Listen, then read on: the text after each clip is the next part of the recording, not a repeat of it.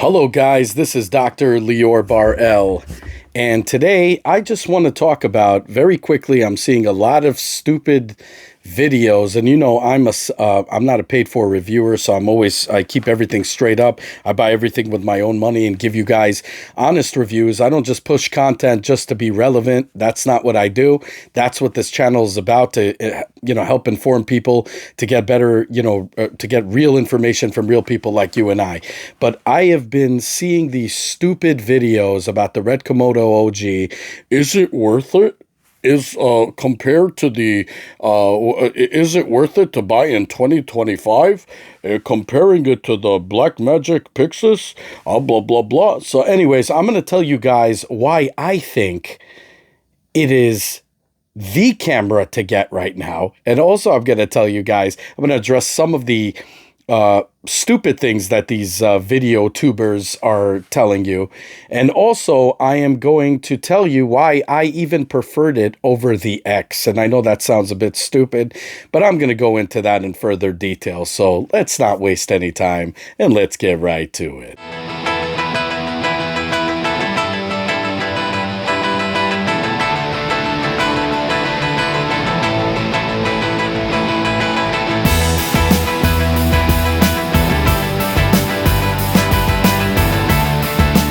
Okay, guys, so my background, my other channel, we grew, we were great, everything was perfect. And then we had a lot of people fighting on the channel, not being professional, which led to the channel being banned. And I don't want that to happen on this channel. So please, when I started this, I went a totally different route. Now I'm going back into showing you guys, giving you guys pointers on my video productions. I've done producing, directing, filming of any sorts. I worked on full features, shorts, commercial work, all kinds of crazy stuff, weddings. And I'm going to show you guys even how that I'm doing very soon a music video for my band. And I'm going to show you guys the behind the scenes and the settings and everything that I use on that. But now for the ugly elephant in the room. People are asking, is this a good camera to get? No joke, I put a cage on it, obviously, so it's even more stripped down than this, but it's just I'm using it right now for certain productions, and because of that I need it there, so don't really pay too much mind. That's why I'd rather talk to you guys at this level. So anyways, what I want to tell you guys is the reason why I think this camera is amazing. First off, people are saying on these videos, Red is done. They sold to Nikon. All of the Red stuff is going down in prices. Everything is bad. And yes, sure, they're phasing it out because they want Nikon mounts on it. But they're not the RF mounts, that is, but they're not. That's what I believe they're doing, because Nikon's not going to want to carry an RF amount. But this camera is not like, that's it. Red is gone. The engineers are still there. Everybody's still there. Movies are still using them. It's, in fact, Superman. You could look this up. Superman right now, the movie that just went on, they wanted to get close and personal. Even though this is a crash cam, they used it as an A, B, and C camera. So, and other cameras, obviously, as well. The point I'm trying to make is this camera is still being used in the cinema world right there, okay? So this is pretty freaking cool, and you can't compare the picture quality. And I'm going to tell you, I love Blackmagic. I had the production camera 4K, and then I had the pocket cinema cameras. I had the Ursas, the Ursa Minis. I worked with every stinking one of them, and I love them. And I love Blackmagic design. I love that they give you DaVinci Resolve. You buy it once, and then you got free updates for the rest of your life. The only thing that comes into play here is picture quality, and both of them, the Pixis and the Komodo, does a great job at it. One is a full frame now, the one that I just sampled, and this one is obviously Super 35, which is still being used in the film world. Don't let anybody tell you otherwise. The thing is, with the Blackmagic footage, I've noticed a green shift. With this, it's more realistic to how you view things. So I always prefer, the Red's codec, the RAW, much better than I loved the Blackmagic, even though they're pretty much similar in picture. And, you throw a speed booster on there, you'll get that full frame, whatever. Again, these are just tools, so it depends on what you want to use it. I love the Pixis. It's smaller, but it's not as small as this. For example, I would need to use the Ronin MX instead of just a regular, $300, $400 3-axis gimbal that I could get. I have a Ronin. I have a Ronin MX. I did reviews for you guys. I don't want to carry something big like this. It depends on what work you're doing. Like the guy, like the director in Superbad said, he wanted to get close and personal. Certain things you can't do with certain cameras, where with this you can. So again, like a crash camera of sorts, but you could rig it up into whatever the hell you want. And that's the brilliance of this. That 4x4x4 is just brilliant. And you put a speed booster, you get sort of almost there. The full frame camera. But here's the thing that sold me right away, okay? And that's rolling shutter. I hate rolling shutter. Ever since I got the HVX 200 and the DVX 100B, it was a breath of fresh air. The CCD world, you never even heard of anything like that. And then somebody comes along and goes, hey, look at us. We're shooting with a DSLR. Look how nice the depth of field looks. Everything looks great. And I remember that. And I used the Lettuce 35 millimeter adapter. And I said, wow, to get the best of both worlds. But I would not want to deal with rolling shutters. I hate that damn thing. So this thing has global shutters. And it's freaking amazing. And the stuff that you could do with it, like you put it on a 3-axis gimbal, it records the gyro on it. Now, granted, there's some quirks here and there that you need to work around, but again, this thing is a powerhouse, so small and jam-packed with so much stuff that you could do anything with this camera. Now, that's why I recommend personally, now that they knocked the price down, to do this camera, to hire out this camera, to buy this camera. Try to rent it a couple of days, see how that feels, see how that looks in the world of your filming world. So all of that, you're going to notice there's you need to learn every camera. With this camera, you need to learn it much more. You need to know that how it works, how it functions. Maybe I'll do a tutorial and break it down. I saw some brilliant guy actually did it on YouTube. He did all the technicals in part 1, part 2. He did a great job in giving that toot. So really cool, really awesome camera. The only thing I see people talking about, they're like, well, it doesn't have XLR, Lior. Well, it doesn't have XLR. Okay, first off, let me just address that right away. If you ever worked with cinema cameras, you very well know the camera itself is just, if it could record sound, it's just to record scratch, okay? And I came from a film world also, so sorry if I sound old school. But the truth of the matter is, you could always attach a Tascam to the side of this cage and just have that hook up to this, and you got your XLR ports. But why? Why would you do that? Why would you want to record internally? Okay, it saves you time in post. Okay, it does that. Depends on what you want to do, of course. You're not going to get better sound than you getting it on a separate mixer, on a separate, like on a Tascam, on an H4n, separately from the camera. You're going to get a much better quality sound than you ever could get directly hooked up to the camera. Okay, it's also, I get it if you're running and gunning, which I've done a lot of that. I did tornado chasing and stuff. I totally get it. I mean, we didn't need really sound for that, but I could see if I needed that, or if I'm doing a wedding or whatever and I had tight quarters, I would want to go all in one. I get that, but you're going to get good sound coming out of it directly using a regular stupid mic or whatever. The thing what I'm trying to tell you is, you should, or if you're already getting this camera or getting any cinema camera, have it in your head that that sound is a very big deal, and you want to make sure the sound is as good as the visuals. The audio is good as the visuals, and you're just not going to get that directly from a camera. I don't care.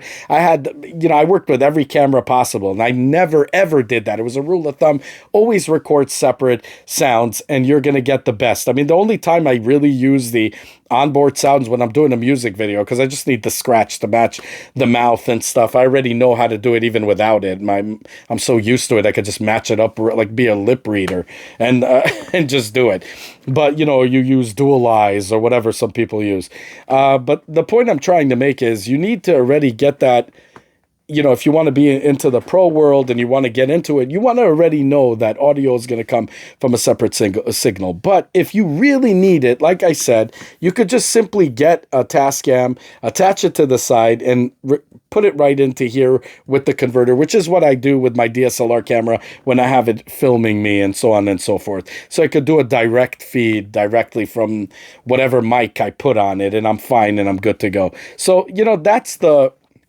if that's the issue, I think I addressed it right now for you guys. But, the only thing the weak point in Red cameras is the power here, which I really hate because they made pins instead of making it holes. So that way, if something goes wrong with a pin in a connector, you could just throw it away and buy a new one. With these modules, it's a very costly, a very expensive one. So I would say that would be the only weak point that you really have. But I rarely use it with a power adapter. I don't think I ever used it. I think just for testing it or doing firmware updates.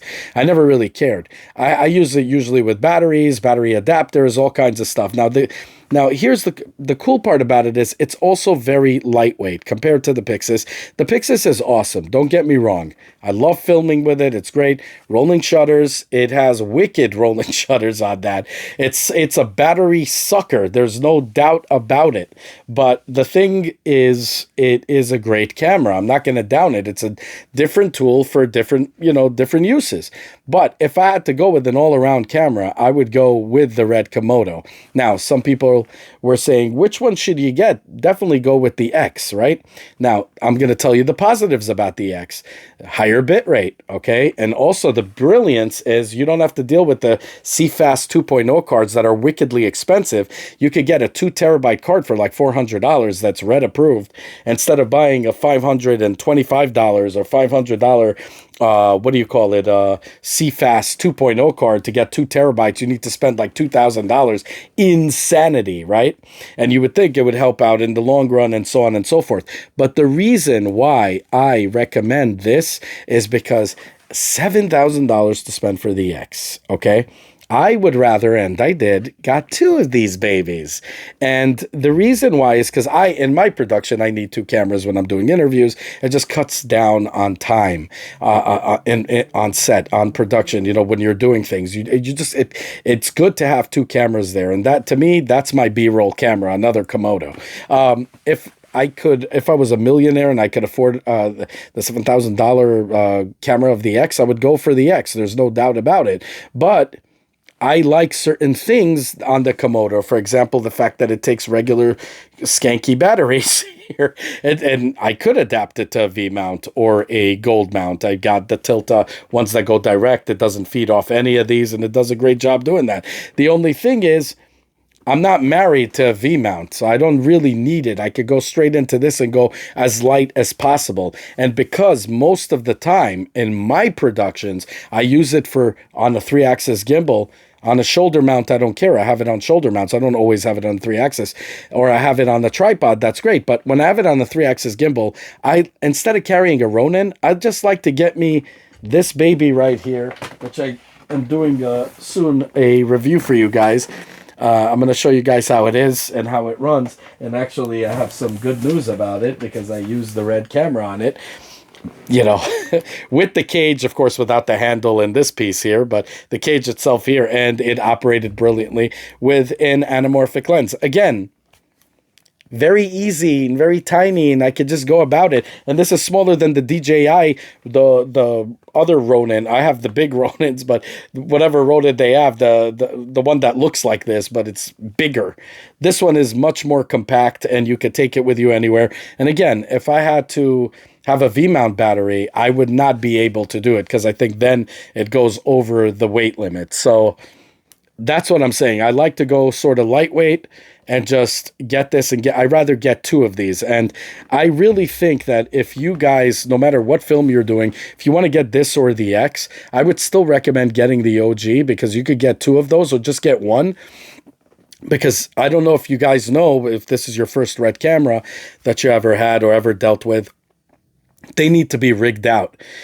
And I'd rather you guys get this and get 2 terabytes and spend $2,000 on CFast cards, two of them, or also buy the tilter cage and tilter rig. I did a review for you guys, all of it with the small rig poles and whatever, and you guys could get the 3-axis gimbal. There's so much you could do with that extra money, and it would not equate to the X. Okay, but granted, the X goes on higher frame rates at 6K, even though I can go on 6K and 16:9, I can hit 50 frames, which is fine. It goes up to 80 frames.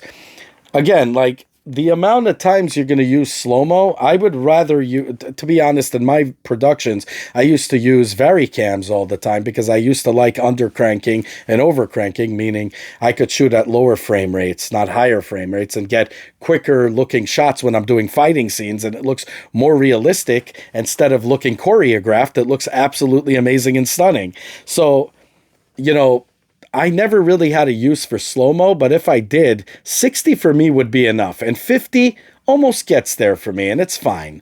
It's totally fine. And then if you go to 4K, you'd be able to squeeze that up. So it doesn't really matter to me. But if you guys are doing a bunch of slow motion shots all the time, believe me, I've done weddings and stuff like that in slow-mo and used 50 and it was fine. But if you guys want to use it all the time, 80 frames, you think it's going to make much of a difference, I would rather have 120 frames if it was possible. But, this is definitely not the camera for you, but this is a great camera for all that it offers for a low budget price. It is totally worth every cent. And I'm telling you right now, and I would rather me recommend you guys the OG so you guys can invest in stuff that you need, because you're going to need to rig it out. This camera, even the Pixis, you think you're going to get the Pixis, not rig it out? You're going to have to rig it out. You're going to have to add a LCD monitor to it, a bunch of things. Just like here, you need an LCD monitor also to it. And now the other issue everybody was addressing is the SDI. Oh my God. Sometimes when I see these YouTubers making a video and trashing Red for their SDI problems and issues, guys, anyone that used SDI before knows that's every issue in every camera, every manufacturer. SDI is going to be like that. You have to power everything on, and then you power then you plug in the SDI cable. And then when you want to power things off, you pull the SDI cable out and then power everything off. If you don't do that, doesn't matter what camera you have, guess what, honeys? It's going to go bye-bye. All of your things are going to go, they're going to get destroyed. Doesn't matter what company it is. I don't know why they just stuck to Red on that one. It really mind-boggling to me. But these reviewers who clearly show their knowledge in cameras, when they were trashing Red for that and saying, that's why I'd rather get the Pixis. Guys, it would be the same with the Pixis. So, always know that rule, and, is what it is. To me, it's a matter of preference, I guess. Even with the green U, I could always edit that in post, fix it up in post. Rolling shutter is an issue, okay? I like to go on shoulder rigs a lot. 3-axis gimbals too, and on a 3-axis gimbal, on a slider, you won't notice rolling shutter at all. But if you're going, or even on a 3-axis gimbal, if you don't know what you're doing, you will notice rolling shutter. But if you did know, you wouldn't notice any rolling shutter. But if you're going into shoulder rigs and you're going, which you want to get movements in your shots, you don't want it just to look like a ghost flying into the air. You want to give it some depth into your every shot that keeps your audience engaged. You can't do that with rolling shutter. It's just very hard to pull off. And because of that, I rather get any camera that has rolling shutters. And if Blackmagic, which I don't know why Global Shutters, I don't know why Blackmagic abandoned it when they had the production camera 4K and the cinema camera, the 2K, the original. These are the originals, the OGs. Those cameras had global shutters, I believe. The 4K had definitely global shutters. I have the 4K. I still have it. And also you had to rig that baby up. But that's what I'm trying to say. So I'd rather have global shutters, and that's a great camera. And I just think the overall best buy is this baby right here. And like I said, you're going to be investing, even though you're buying this, you're going to be investing another like $2,000 worth or $3,000 worth of crap for this thing. So just keep that in mind. You're not just buying the brain. You're not going to hold the square with a even if you were to hold it with a lens and two batteries of red is about $200. I showed you guys there's one for $250, but you could get it also $50 each. The one by Sharp, it was Shape, whatever. This one right here, Shape, and these batteries last longer than the red batteries. It gives you 4.5 hours, but you're going to be investing in that. You're going to be investing in a cage. You're going to be investing in a matte box, because if you want to be taken seriously, as funny as it sounds, even though the camera is amazing, people like seeing big. So when you go to weddings or whatever, they see that, you could literally charge them the money you want. And the CFast cards you're going to need to invest in as well, not to mention lenses and a nice LCD monitor. I use the Blackmagic Focus Assist, and I use the Focus Assist 7, depends on what I'm doing. If I'm doing 3-axis gimbal work, I have a small Focus Assist right here, the 5-incher. If not, I use the bigger one. I have also a Manhattan LCD. Remember those? Those are big ones also. So different ones I use on this camera, but that, just keep in mind, you're going to be investing about another good $2,000 to $3,000. Depends on what you want. Of course, like I said, you could just go minimal and just do it by hand, just like that on the square. I don't recommend it. With 2 batteries, or even hell, 1 battery will get you an hour and a half or even 2 hours in the battery I showed you. Or a little bit over that. Definitely highly recommend this camera, and I think if you don't get it, you're missing out a lot. And like I said, I hate when I see fanboys of certain cameras. I'm not a fanboy of this. I use different cameras for different productions, for different things that I want to do. I use this camera as my A camera. Sometimes I use it as a B cam, sometimes C cam. I have different cameras that they're just tools, but overall, to own for the price, this one will make you guys really happy. And I'm talking about the OG. And if you want to spend a little extra more money and you have that money to spend, you go ahead and get the X. But I would rather get 2 of these babies, which I did for my productions. But again, different strokes for different folks, right? So it is what it is. It's just really, really cool of a camera, and the picture quality you get, literally unmatched. I've never seen a picture better than it comes from a red camera, and I'll freaking say it again as many times as possible if need be. And I'm not just saying the OG here. I'm talking about the Raptor, every red camera I used, even the Red One at its time, had the best picture, even though it weighed like a freaking bazooka. We had a person on a freaking wheelchair, and we put it on top of him like a bazooka to try to shoot something. It was insane, and it was a very expensive shoot. So of course it was very expensive back then with the red mags and stuff. This thing, they let you use batteries, even though they're not red approved. They power it on. It just doesn't read the information. But I showed you guys, there's ones that have information, like the core. It just tells you right there, and it's anyway more accurate than the information coming out from a camera anyway. I'm just trying to address every issue that some people have, and I gotta say, the build quality on this, even though they cut corners, you could clearly tell it's amazing and it's solid. And I'm gonna say this, and please don't do this. I had a guy who actually dropped my camera and I almost had a heart attack. Screen didn't crack, nothing cracked, and it was working perfectly. So kudos to that.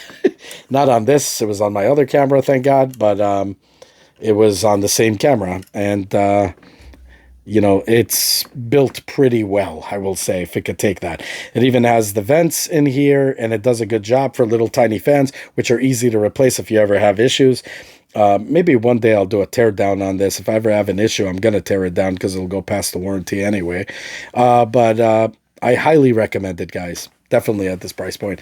And if you could get like 3, 4, 5 years out of this, it's more than enough to say that it was more than paid off for. In fact, if you're a good person who does a lot of weddings and stuff, I don't know if I'd recommend these for weddings, only because the startup times, it's a cinema camera. It's meant for movies and stuff to shoot in a controlled environment. So doing calibrations, doing that. I don't know if I would recommend it. I've done a few wedding wedding videos with this, and I got to tell you that it takes, you need to know this camera very well before doing a wedding. And you could leave it on all the way, and that's fine. You could power it on all the time, but second you shut it off, just know to turn it on. Loading times decreased, but there's loading times, there's calibrations to do. You have to wait till the camera warms up, you know, and then you do it. It's a cinema camera, guys. But again, I've done weddings with this, and it looks brilliant. Just study the camera, but do I recommend it? Hell to the yeah. Do I recommend it over the X? Well, different specs, but I'd rather get 2 of these over the X. But if you have the extra money, get 2 of the X. Anyways, guys, let me know what you think. I hope this, gave you a little bit of information. But I think you would enjoy this, even without an LCD. I'm telling you, this LCD right here is good enough. Honest to God, I've done, you can do so much with it. So, it's a lot to learn, but it's a camera I highly recommend. Anyways, let me know what you guys think down below. I definitely want to hear what your comments are. Please keep it respectful. I'm trying this channel. I moved it to video games and stuff like that. My other channel was canceled because of this. I had nothing to do with that. And I thank YouTube for giving me a chance on this one. And definitely would want to start educating and giving back to the community, showing you guys how I do behind the scenes of music videos and stuff and settings. I'd love to get back into that again, but I want to keep it respectful. That's why I went another way completely. So definitely let me know what you guys think. If you like what you see, like, subscribe, hit that bell button, share it with everybody you know, make the family grow.